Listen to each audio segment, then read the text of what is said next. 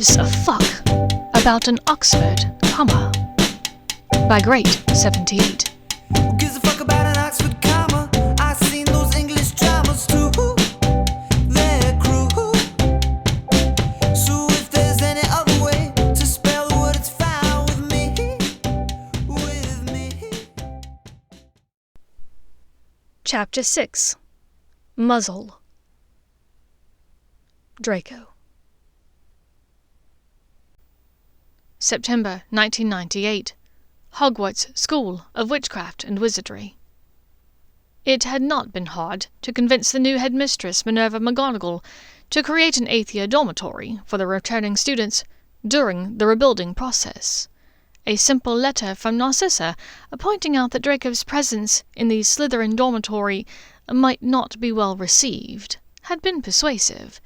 The sizable donation from the Black family vaults for the rebuilding fund that had accompanied the letter did not hurt her case. As luck would have it, the only 3 to return from their class had been himself, Theo, and Hermione Granger.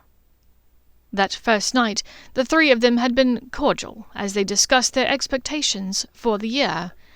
Draco tried very hard to seem friendly and respectful, and not at all his former asshole self. When Granger's door closed behind her at the end of the night, Theo looked at him appraisingly. "I didn't think you had it in you, mate." "What do you mean?" Draco asked uneasily. He felt as though the evening had gone as well as it could have. For one thing, Granger had not run away screaming when she learned who her new dormitory mates would be. She even seemed encouraged by his politeness. Had he come off insincere? Theo's eyes cut to him knowingly, draining the last of the fire whiskey he'd poured himself earlier. "I mean, you're really going to go for it? Try to get into Granger's knickers, I mean." Draco pressed his lips together for only a moment at the crassness of Theo's words. Seeing the other wizard's watchful eyes taking everything in, though, he fashioned his grimace into a smirk. Draco had never been one to let people in on his feelings, even his oldest friend. "Shouldn't be too difficult," he offered. Theo's expression was unreadable in the dim light. "Tread lightly, though. She's smart. And good." "Too good for you," Theo's tone seemed to say, matching the refrain that played on repeat inside Draco's own mind. To Theo he only said, "Very good." For years at school, Draco had kept close tabs on Hermione Granger and her friends. It almost bordered on obsession, he could admit to himself now. During their early years in school, he would insert himself into conversations of which he had no part, make a complete ass of himself in order to gain her attention, watch her, listening intently when she spoke. When one of the other Slytherins would take the piss out of him for noticing the witch, he'd lash out disdainfully, even vengefully, towards her and her friends. It had gotten to where he had even been able to hide the truth from himself. When she'd appeared at the top of the main staircase at Hogwarts before Yule Ball in their 4th year, he'd been, to put it plainly, floored, speechless.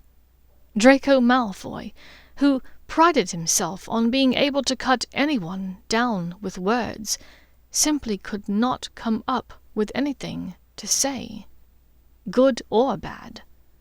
Watching her come down the staircase, it was as though the drain plug inside of his mind had been pulled, and every last thought poured out of it, save one. Wow! It wasn't as though he had never noticed girls before. At 14, he'd already snogged a few, and Pansy Parkinson had even let him touch her tits over her jumper a few weeks before the Yule Ball. But every girl he knew seemed like decoration, for lack of a better word. Very nice, really pretty, docile and agreeable, and ultimately forgettable. To his mind, the girls he knew had mostly been the equivalent to the drapery in his bedroom back in Wiltshire. They looked attractive and opulent.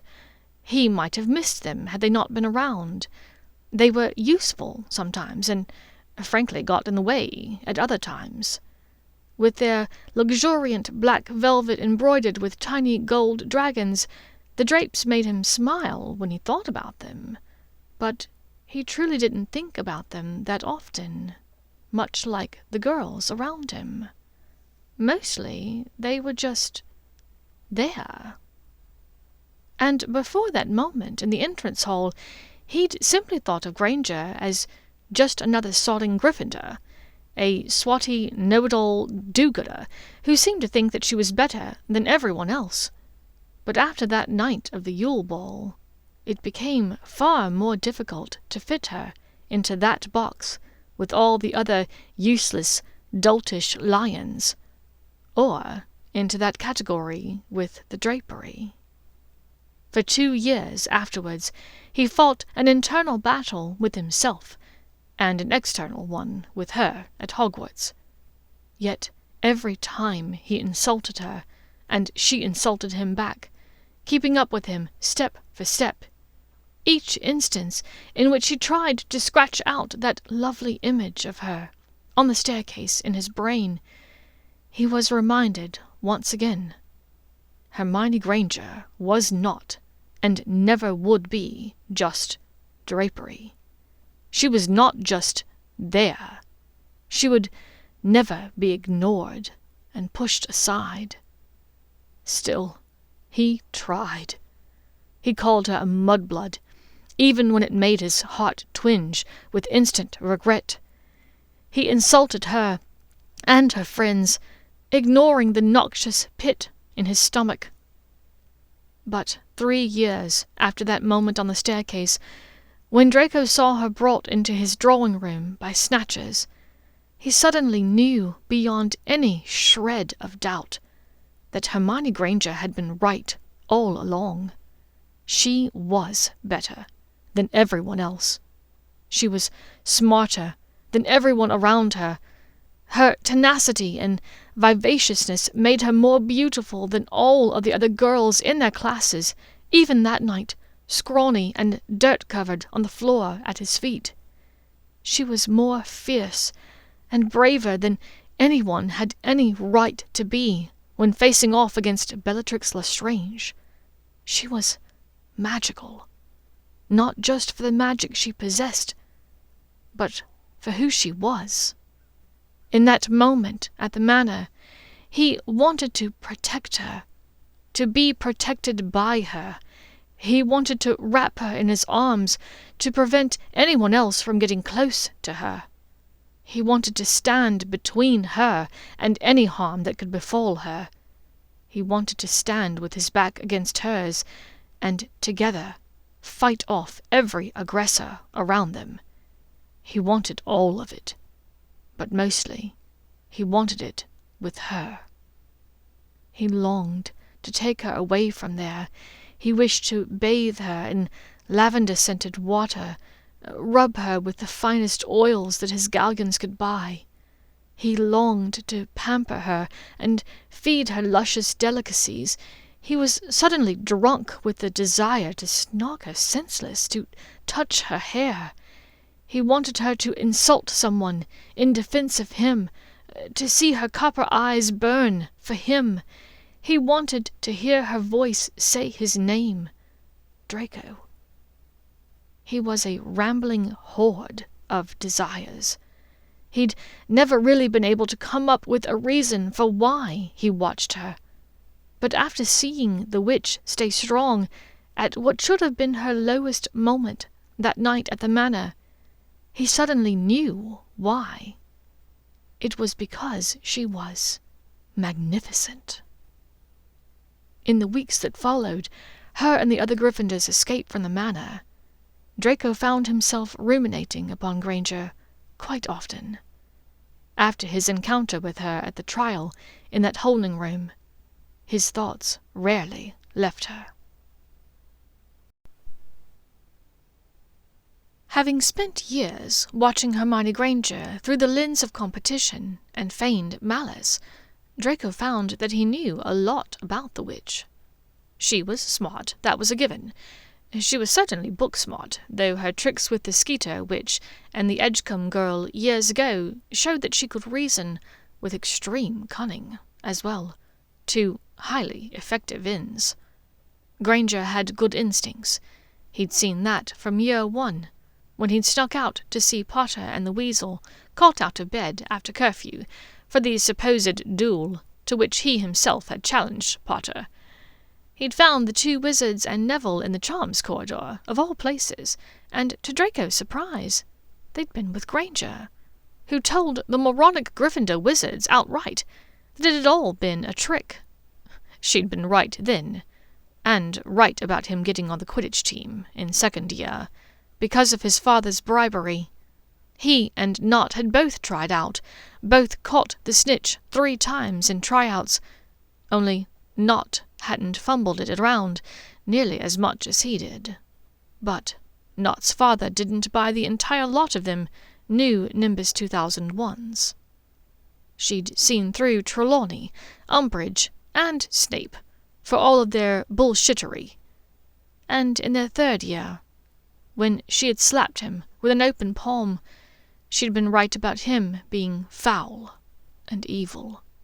He had been. He had been a foul little evil shit back then, and Hermione Granger had seen right through him. So how was he going to make her see him now, with fresh eyes, in their 8th year?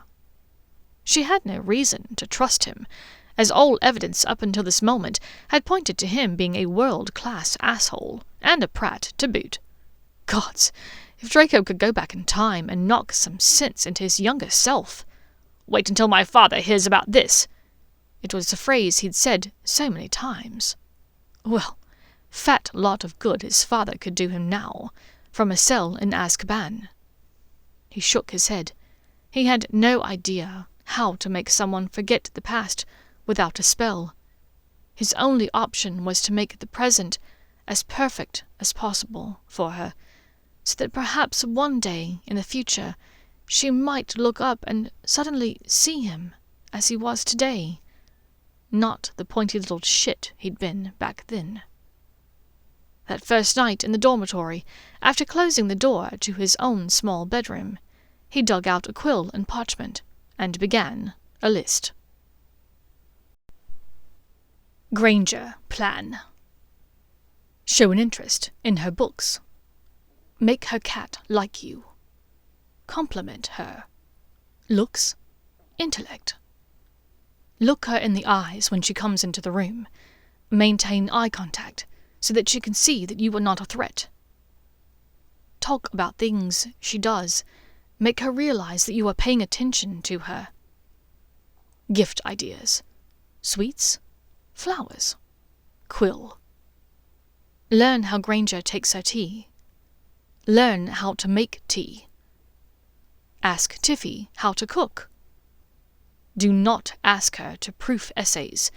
Might remind her of the Weasel. Find out if Weasel is still in the picture. Try to limit Weasel bad-mouthing. Unless she starts it. Lift weights where she can see you. This worked for the Slytherin witches. No talking about Death Eaters, you-know-who, elves. Except Pym. Work freeing Pym into conversation more. Free another elf. Tiffy. Lynx. The list took him a couple of hours to come up with, and by the time he was near the end he'd been fighting sleep and incoherence for several minutes. Therefore, the next morning he had no idea what a lank was, but apparently it had been important enough in his sleep-addled brain to write down. So, after reading the list through, he added to the bottom, "Find out what a lank is." October 1998, Hogwarts School of Witchcraft and Wizardry. Draco's plan was slow to show much progress. His first step had been to buy her a gift that he thought she might like. He'd special-ordered it from Dervish and Bangs, and had them wrap it in a rich, metallic, copper-coloured paper, tied with an elaborate gold bow. He left it on the dining table in their common room one evening so that she would find it when she returned from dinner that night. The Quick Quotes quill was a beautiful black conda feather with a 24-carat gold nib. It had the ability to record 200 words per minute and adapted to the owner's speech patterns for precise accuracy. It carried no small price tag, though Draco knew that, despite the sanctions in place on his family's assets, the cost was a small drop in a very large bucket. Still, it was something she would find useful. He'd watched her nearly fall asleep whilst taking notes in classes and in the library for years. The quill had been well received, though he realized immediately that the decision not to sign his name to the card enclosed had been a mistake. He'd feared that she would be frightened off if he included a valediction, so the note simply said, "For the witch, who is just as rare and beautiful as this feather." Granger had been incredibly excited when she opened it, exclaiming over how perfect and useful it was. Then Draco was forced to listen as she heaped accolades upon Weasley, assuming him to be the sender of the gift. It took all of Draco's willpower not to scoff audibly. The idea of Weasley having the money and wherewithal to choose such a perfect gift was laughable. "I'm going to call Ron and thank him," she enthused, gathering up the box, paper, and bow, and hurrying to her room. As soon as she closed the door to her bedroom, he axioed a pair of extendable ears from his own room. He threaded them under Granger's bedroom door, knowing that she would be calling the weasel to thank him. The irony of using a Weasley Wizard Wheezes product to spy upon the weasel wasn't lost upon him. "Ron, it's lovely, but I can't imagine how much it must have cost. A conda quill, of all things." Weasley seemed to be at a complete loss, grasping onto anything for clues as to what she was talking about. Conda? Isn't that some type of muggle sex thing?" "Don't be silly, Ron. Stop playing dumb. You know it's a bird." "But it really wasn't necessary for you to go to such an expense. I can't imagine how much it must have cost. Conda feathers are extremely hard to come by. Still, having a Quick Coats quill will be a complete lifesaver. It's so thoughtful. Thank you so much." Granger's voice sounded so effusive, so happy. Draco clutched at the strings of the extendable ears, torn between wanting to hear everything and wanting to rip them from his head, so that he did not have to listen to the weasel taking credit for his gift. The weasel's voice sounded stiff. "Well, I'm glad you like it, and they delivered it directly to your common room. That's brilliant, Miney. Tell you what, why don't I come up there this weekend? I didn't get a chance to see the quill when I owled to the shop to have it sent, and I'd love to see you, find out how things are going at Hogwarts, what you've been up to, who you've been hanging around with." "That would be wonderful, Ron. It's been a month since school began. I've been hoping you would come up and visit more." Draco clenched his jaw. This witch had been waiting for weeks for Weasley to get off of his ass for a visit. Apparently, it took the jealousy of knowing that someone else had been buying his girl expensive gifts to motivate him. Draco was both disappointed and relieved to find Weasley almost entirely unchanged from the man he'd known a year and a half before. The ginger git was sullen and sour from the moment he arrived on Saturday morning. He refused to sit with anyone else in the Great Hall to eat except for Granger and his sister. In the evenings, he stalked through the eighth-year common room without a single word or glance at either Slytherin occupant. Granger forgot to cast a muffling charm to prevent being overheard when they argued that following Sunday morning. Draco was already seated in the kitchenette, and overheard Granger shout words like obstinate and apathetic. He mentally questioned Granger for assuming that the weasel Pratt could understand such large words. For his part, Weasley volleyed back with headstrong and high-minded, neither of which, to Draco's thinking, were incorrect or unfavourable to the witch in question. After a moment there was the sound of the flue, then complete silence for about 3 minutes, before Granger's door opened quietly. "Oh, Malfoy, I wasn't expecting anyone to be awake this early," she said in a faltering voice. Her hand went immediately to her unruly hair, which she guessed had become even more incensed and rebellious during her argument with Weasley. Her eyes were red-rimmed, the usually fierce light within them dull. Draco fought the urge to find the nearest flue, to seek out Weasley in whatever hole he'd scurried into, and pummel the shit out of him for making this witch cry. Instead, he only clenched his jaw and took a deep breath, forcing himself to relax. He gestured to the teapot in the center of the table. "Good morning, Granger. I've only just come from my room." Draco lied smoothly. "I've made tea. Would you like some?" 2 lumps, yes? Axio sugar." He poured a cup for her smoothly, summoning the sugar bowl from the little countertop to add the desired amount. He'd taken note of precisely how she took her tea and coffee these last few weeks, so he knew it would be perfect. He knew she liked tea at breakfast but coffee any other time of day. He knew she usually favoured a sweet breakfast and sweet late-night snacks. He knew how her first sip was always tentative as she checked the temperature, but then she would gulp it as though her thirst would never be slaked. He thought so much about this witch that it made his magic thrum whenever she was near.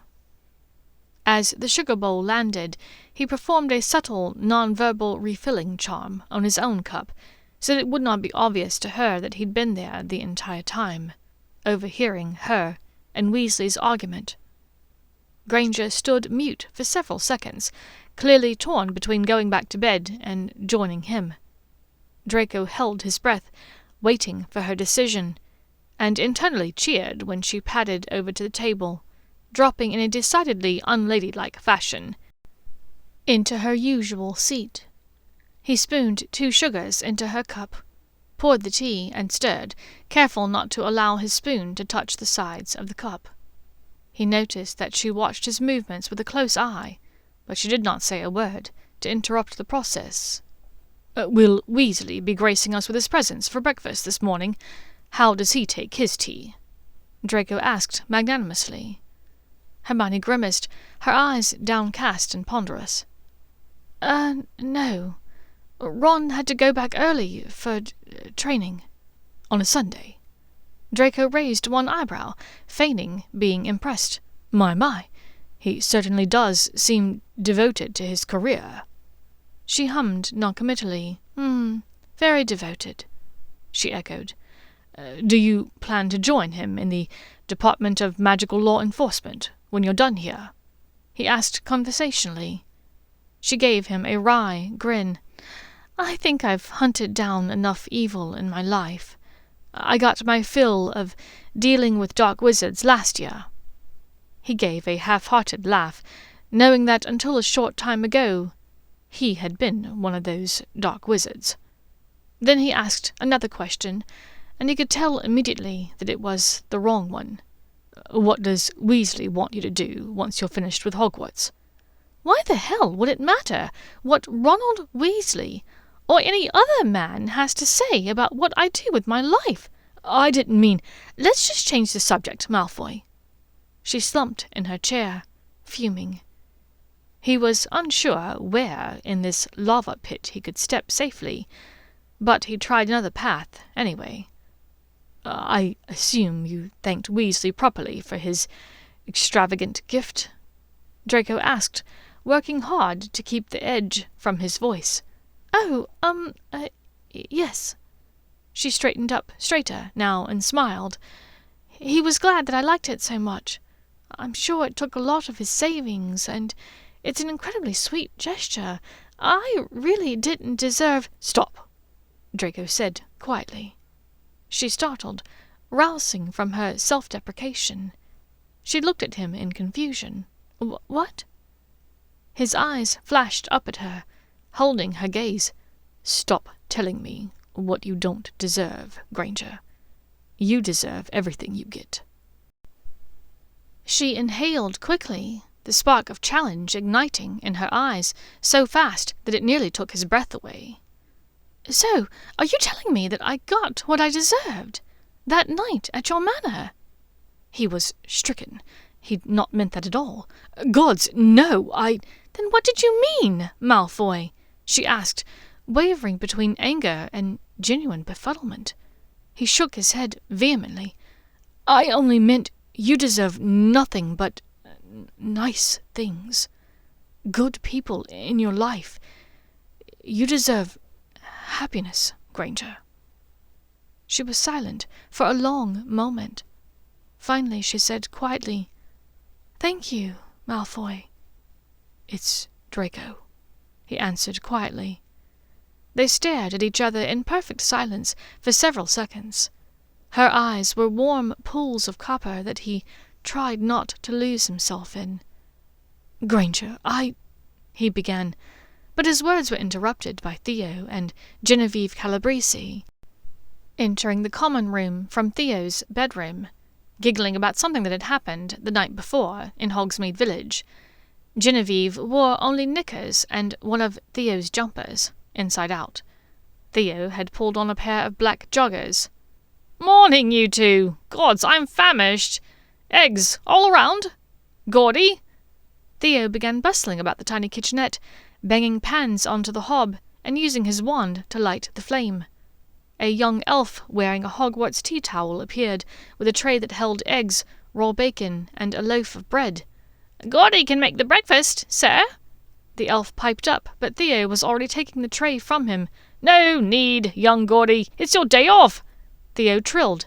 Now, ladies, I can do scrambled and fried, but I'll warn you, they will look and taste the same. And if you ask for poached, you will be disappointed. Genevieve tittered, and even Granger smiled at Theo's words. She appeared to have entirely forgotten that Draco was about to say something, which was good, because he had no idea what inane confession had been about to pour from his lips. He watched as she slowly began to join in with the light conversation of the other two. The sparkle in her eyes stayed warm and steady, and he relaxed into his chair. Her argument with Weasley had been pushed aside, for now, he knew. Now, if only she would realize that she'd be better off pushing Weasley aside as well. December 1998. The lank mystery rankled him. Draco could not imagine what it could be, but he clung to the possibility of the answer as though it alone would deliver Granger into his arms. Theo was clueless, and his mother was stymied. The library gave him no answers. Every professor that he felt comfortable enough to ask simply looked at him as though he were mental. It was Saturday evening, and the Hogwarts Express had departed that morning, bound for London. To his surprise, Granger had not been on it. He had assumed that she'd be spending the holiday at Weasley's hovel, singing made-up carols and digging holes in the ground, or whatever it was that poor people did to celebrate at the holidays. Having her stay behind and not join the Ginger family gave him hope that perhaps she and the Weasel were on the outs. But it wasn't solving the lank mystery. After dinner in the great hall that evening, he'd settled on the sofa in what he thought of as the perfect spot.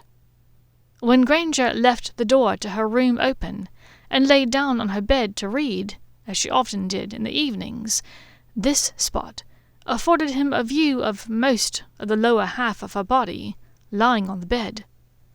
Early in the year she'd read whilst wearing short flannel pajama trousers, and he'd nearly driven himself mental trying not to stare. Now the long plaid fuzzy trousers that clung to her legs looked highly snuggable. Thankfully, from her angle, she could not see him positively gawking at her, from the next room. In front of him was a book entitled Aviania of the Mundane World. Professor Vector had been the latest person he'd roped into his quest for lank answers. She suggested that perhaps he had misheard the word lark, which was a bird. Now, he was learning everything there was to know about the tiny creatures. It seemed that the male larks were known for their elaborate songs, used to attract female mates. He began to wonder if he'd somehow heard that before, and had written this to remind himself to learn this song. It seemed doubtful, but nothing else seemed likely. Their feathers were not suitable for quills, and they did not make good pets. Still, he made copious notes on the lark. They were truly fascinating birds, once he started studying them in depth. With his detailed notes, he had covered nearly 30 inches of parchment. A sudden burst of song flooded the room. It was not attempting a Christmas carol, despite not knowing the proper words, and unlike the majestic lark, his tune was attracting no one. The off-key warble burrowed its way into Draco's brain, and he struggled to maintain his train of thought. A minute later he could ignore it no longer. His wand shot a muffling charm towards the Pratt's door. The door simply shimmered, and the infernal noise continued. Draco rolled his eyes, annoyed. Leave it up to Not to place an anti-jinx charm on his door. "Not! I swear, if you continue this infernal singing, I shall hex your bollocks off!" he yelled to be heard over the cacophony. Granger's legs swung to the side of her bed, and he sat up straighter, tucking the bird book under his charms textbook. He still did not know if lark had been what he'd been planning to write on that list, but if larks meant something to Granger, he wasn't going to give away the surprise.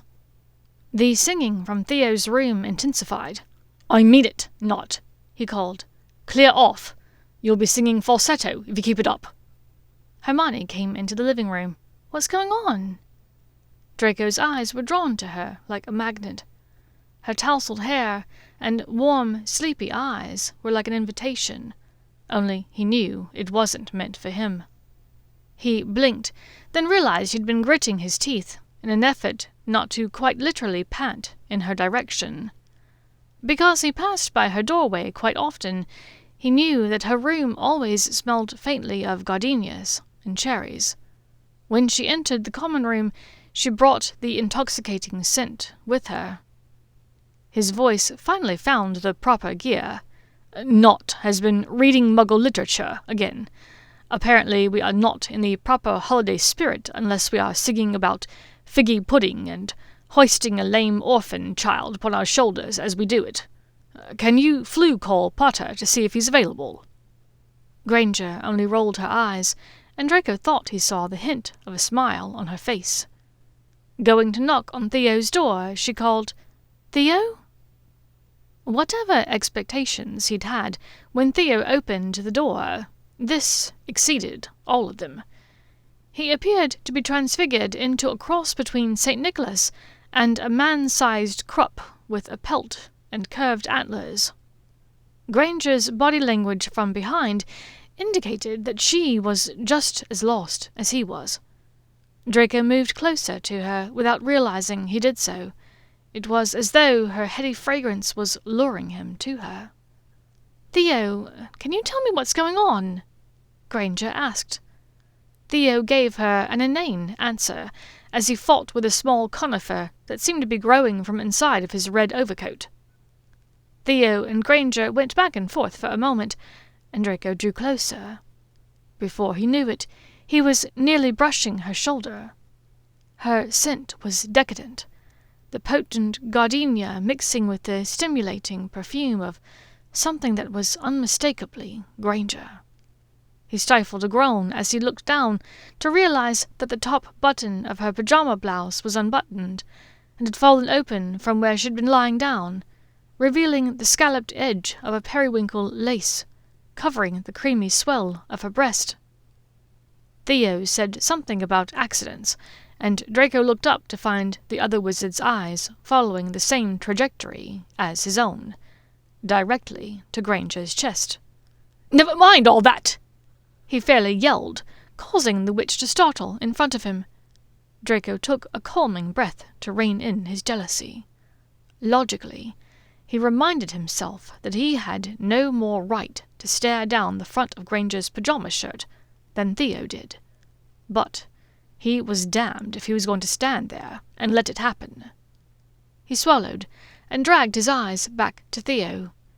He wanted to wrap up his deep dive into larks so that he could carry on a decent conversation about them with her later, if needed. "Can you please just stop singing? I'm trying to write this essay, and I need to make it another 9 inches or so." "Is this for Flitwick? The essay about combination charms?" She reached for the parchment, and Draco snatched it away, hurriedly. The title on it read, "Granger, Locks," and there was no way he would be able to explain what that meant without some serious embarrassment. Instead, he scoffed loudly, "I don't need your help, Granger. Unlike your pair of Gryffindor baboons, I'm perfectly capable of completing an essay by myself." "No one said you weren't, Malfoy. But Flitwick only asked for 15 inches on the subject. That looks nearly double that." Draco smiled down at her. 15 is the minimum, yes. Perhaps you should worry about the length of your own essay, Granger, and leave me to mine. Besides, won't you be a bit busy tonight? Didn't I overhear you and Weaselette on Monday discussing a visit from your beloved this weekend?" Granger growled at him and hurried off, back into her room. She had neither confirmed nor denied the weasel's visit with her words, but no news was good news, as far as he was concerned. It made his blood roar in joy, as loudly as Not's ridiculous song. He turned back to Not, who now had huge eyes and a wicked smile on his face, as he pantomimed holding onto a pair of large breasts in the space in front of him. The dark wizard stuck out his tongue and pretended to greedily lick and suck at them, all while gyrating madly. Draco could feel an angry heat rising in his body, and he raised his wand to hex the other wizard. Not stopped his asinine motions, calling to Granger's back, "Wait! Don't you both want to help me trim the tree? Just give me a moment. I need to take off my trousers to retrieve it." At this, Not's gyrations resumed with vigor. "No!" Draco and Granger both yelled at him. Granger's door slammed shut, and Draco wondered if he could curse Not on the spot for taking away his meagre view of Granger's bed for the evening. "What the fuck are you playing at with all this holiday cheer, Not?" he seethed through gritted teeth. Theo adopted a visage of complete innocence. "What's the problem? We're both after the same thing. What's wrong with a bit of healthy competition to see who can get there first?" "Shut up, Not.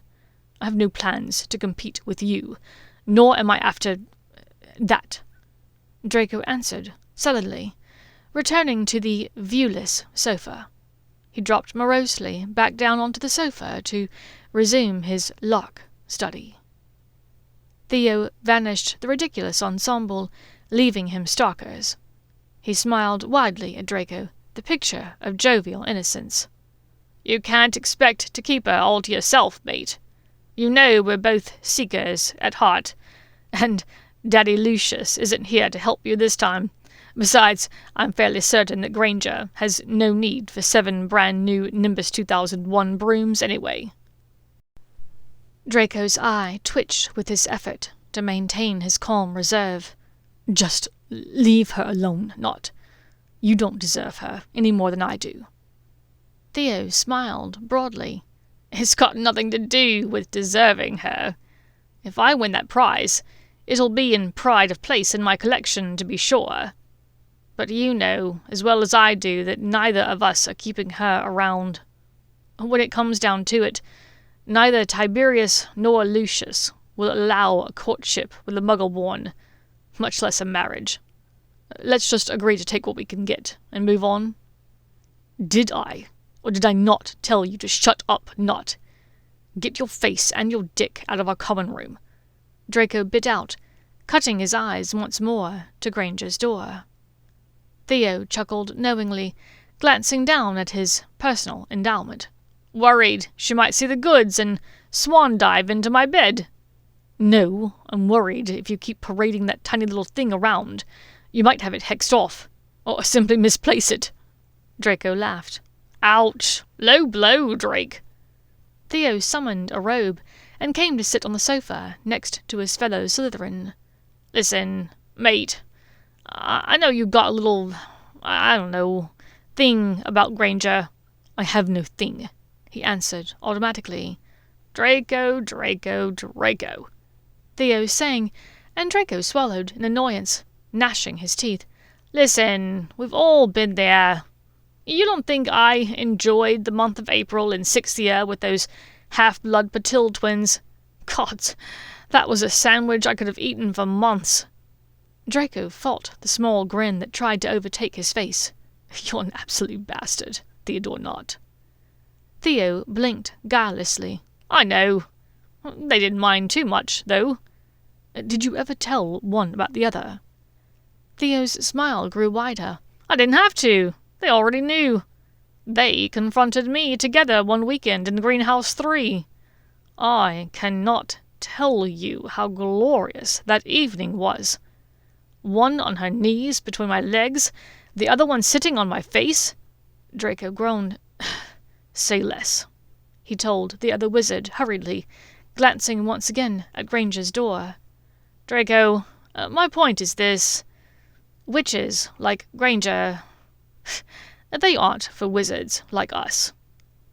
His eyes narrowed as he stared at the flickering flames of the fireplace across the room. Above it, an elf had hung 3 garish, mismatched socks in an effort to impart a bit of holiday cheer. Granger had smiled hugely when she saw it, pronouncing it perfect. It was a sweet but simple gesture, a far departure from the lavish and ornate gold and silver decor that typically graced Malfoy Manor each holiday season. Draco asked, Elitist purebloods, you mean? Theo sighed, rubbing his hands across his face, before he answered, Absolute bastards, I mean. But yes, that too.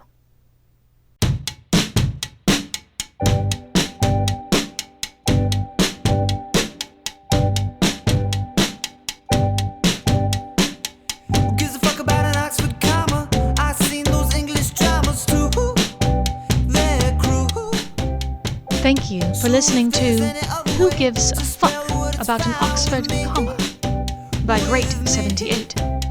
If you enjoyed the story and would like to listen to more, please follow me on Spotify or wherever you get your podcasts by searching for Silver and Copper. Or you can find me under Great78 on Archive of Our Own.